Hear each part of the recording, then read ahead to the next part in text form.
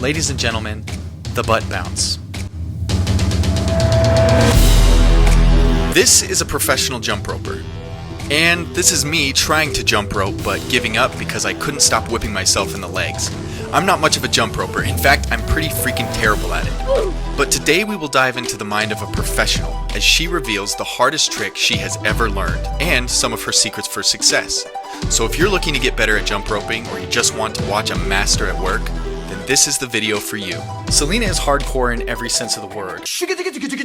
You're not hardcore. And if you don't believe me, just watch these videos.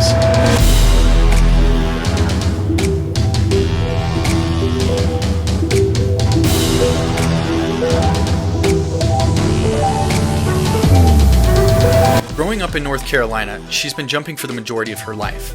She recalls seeing a jump roping show at the age of 4, and that's really where the whole journey began. There's a team there that's local called the Bouncing Bulldogs. They were doing a show, which was insane, I'm sure. I don't really remember my memories from when I was 4. But after the show, they invited people to come out and jump rope with them. So they would turn double dutch, you could jump it. And my parents, I was super shy. So they practically had to place me in the ropes, pick me up and put me down. But once I was doing it, I loved it. And the team was like, hey, we have summer camp. So my parents signed me up for summer camp with them. I tried out for the team a couple years later. And then I've been doing this for the past 25 years. As time went on, it was apparent that she was excelling and becoming really good at what she was doing. She now is even part of a professional group called Flight Crew, who was seen on season 9 of America's Got Talent. Although they appeared on the show before Celina joined, she now travels with them frequently around the country putting on shows. So Flight Crew is 100% professional. So we do paid performances all over. We do a lot of work with Disney Cruise Lines, Cirque du Soleil, a lot of half-times corporate events, state fairs, things like that. And I am in grad school, so I do it part-time, but there are members on the team that do it full-time. There's about 25 of us total, so we're scattered across the United States. So when we get an invitation to do a show, we'll see who's available, what makes most sense in terms of travel and things like that, and we'll get a group together. It's usually 4 to 6 people. We'll fly out, we'll rehearse together just to make sure we're good to go, and then we'll perform the next day and fly home. It's no question that jump roping is becoming more and more popular, especially among younger individuals who are flexible and have the energy to do something like this. But did you know that jump roping has been around since ancient times? Like many of the kids of today, children back then played jumping games. It's been said that in China they would even use vines just because they didn't have actual jump ropes. There isn't a whole lot that we know about its history, but there are speculations that the modern version of jump rope that we know today can be traced back to Egypt as early as the 1600s. But today, jumpers like Celina are pushing the envelope to develop their skills and create different combinations of tricks for shows and competitions. But before I reveal the hardest trick that Celina has ever learned, she's going to share with us and explain some of the modern competitions and how they actually work.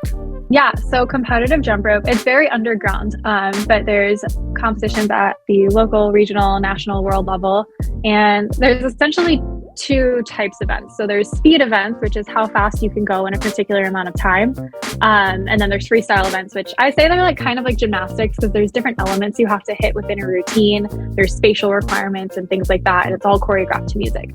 So within those, the speed and the freestyle events, we have single rope and double dutch. So single rope, you are by yourself or in sync with another person, and then double dutch is a group of people, 3 or 4 people. As Celina explained some of these competitions, I was intrigued, and it made me wonder why jump roping isn't part of the Olympics. You would think that a sport like this that has a decent following and some incredibly talented athletes would be recognized on a world stage, right? Well, that's what Celina and many professionals just like her are trying to do. Yeah, we are working on it. We are recognized as a sport. There's a lot of stepping stones that you have to go through to get into the Olympics. You have to have a certain number of countries, a certain number of continents. You have to be recognized by the Olympic board. You have to have certain organizational requirements. So there's a lot. So we're on our way. The International Olympic Committee recognizes jump roping as a sport, just like it recognizes bowling as a sport. But you don't see bowling in the Olympics either. Like Celina said, there needs to be certain requirements that are met. The sport needs to be practiced by men in at least 75 countries on at least 4 different continents. The same sport needs to be practiced by women in at least 40 countries and on at least 3 continents. So you can already kind of see where the challenge comes from, right? Because certain sports are more prominent in certain areas of the world. So it's in the works. It'll take some time, but it will happen, and it will be glorious when that day comes and we see jumpers just like Celina in the Olympic Games. All right, it's time for the moment that you've all been waiting for. What is the most difficult trick that Celina has ever had to learn? There are infinite number of tricks, but there's tricks called go-go's where essentially you have one arm that crosses around your body in 2 different places. So, for example, your arm will go behind your back and then in front of you, while the other arm is completing the cross. So it's like a really crazy go-go where like my arm is under my leg and then over my leg and my leg is behind my other leg and my other arm is behind my back. And it may not be the most impressive looking trick, but it was incredibly difficult. I have gotten it one time. I will never do it again because I was so sore the next day. As I get older, I'm doing new tricks less often just because my body doesn't like to drill them over and over again. So I'm shifting more into combinations of tricks that I get really proud of and that are complex and intricate. So that's more my specialty now. In watching all these different tricks on the internet, there is one specific trick that I love more than anything in this whole world. Ladies and gentlemen, the butt bounce.